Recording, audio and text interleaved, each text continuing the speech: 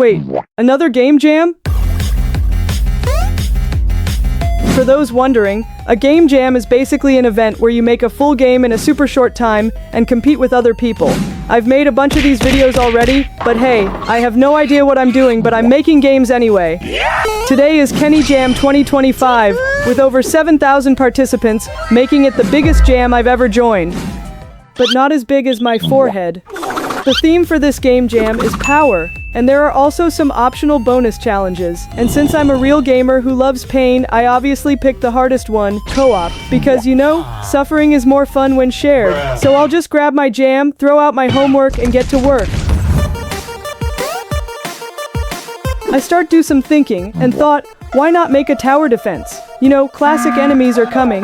You place turrets, pew-pew, defend your base. Sounds cool, right?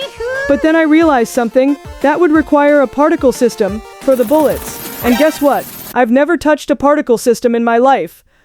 To make the movement feel better, I also added a dust particle effect I found online. So I decided digging through the Kenney and K-Kit asset packs, looking for inspiration, and then I found it. A living room furniture set with one special object that caught my eye. A floor lamp. That's when it hit me. What if the light itself is your defense against enemies, like zombies that are allergic to light? No guns, no turrets, just pure symbolic, beautiful, life-saving light.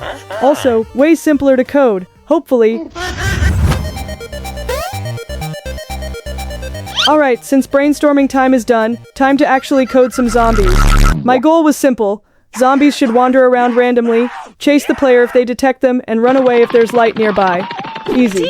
So first, I tried a physics-based approach. Zombies pick a random point, start walking toward it, and after a few seconds they pick another. Nice and simple.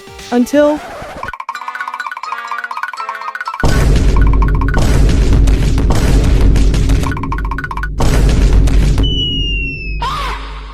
Screw it, I'll just use the good old nav mesh.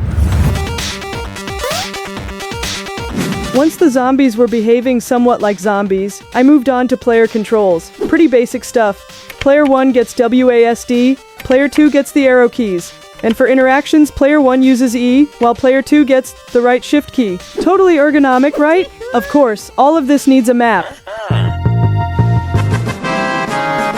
As you can see, the characters don't have animations yet, so they just T-pose around the map, which honestly looks even creepier than the zombies themselves. Anyway, my next move is gonna be designing the lamp system. Every lamp has a timer.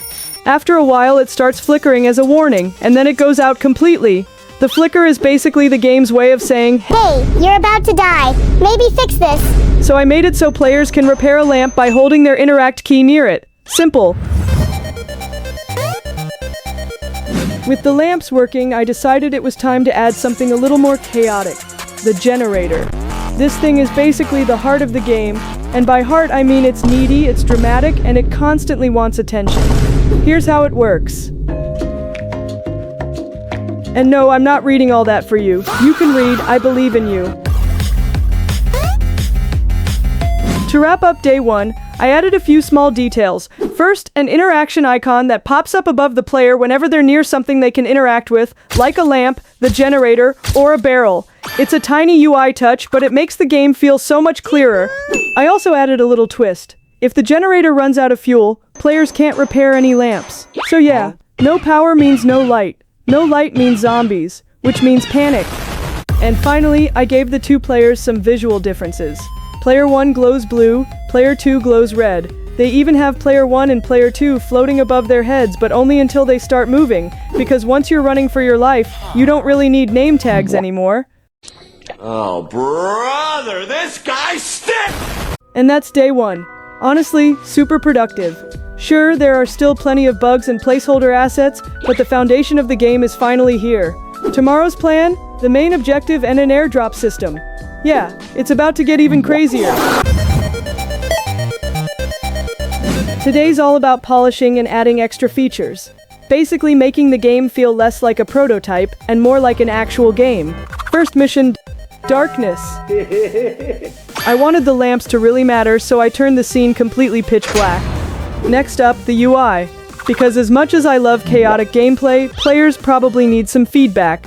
So I added Arnora progress bar. Whenever you interact, like refueling or repairing, a fuel bar for the generator, and finally, a little warning icon that pops up whenever the generator breaks. After done with the UI, time to give these bad boys animations! Next, I wanted to crank up the tension, so I added a fuel drop system. Every so often, a barrel spawns from above, falling onto a random drop point I set up. So yeah, now you're not just fighting zombies, you're also waiting for your next Amazon Prime delivery of gasoline.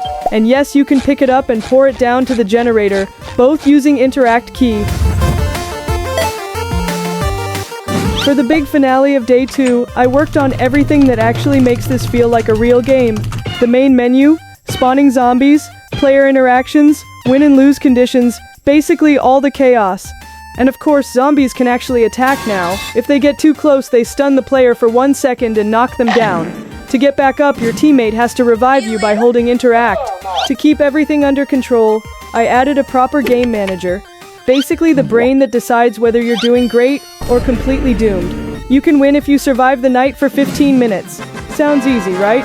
It's not. You'll lose if both of you get knocked down, or if the generator dies completely. Oh, and if every single lamp goes out? Yep, that's a loss too. There's also a timer in the corner, some background music to make it all dramatic, and everything's neatly handled by that one game manager. Neat, right? Finally, I cleaned up some bugs, hit that magical build button, and realized I only had 30 minutes left before the deadline. So yeah, no sound effects, just imagine them in your head, okay?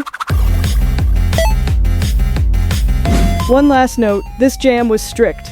Unlike other game jams that give you a tiny grace period, Kenney Jam shut the gates the second the deadline hit. I actually thought about taking a few extra minutes to polish things up, but I had this weird gut feeling, so I hit submit early, and thank goodness I did. If I'd waited even a little, this game probably wouldn't exist at all. So after waiting for what felt like forever, seriously, I think it was about a month, maybe longer. Honestly, I forgot.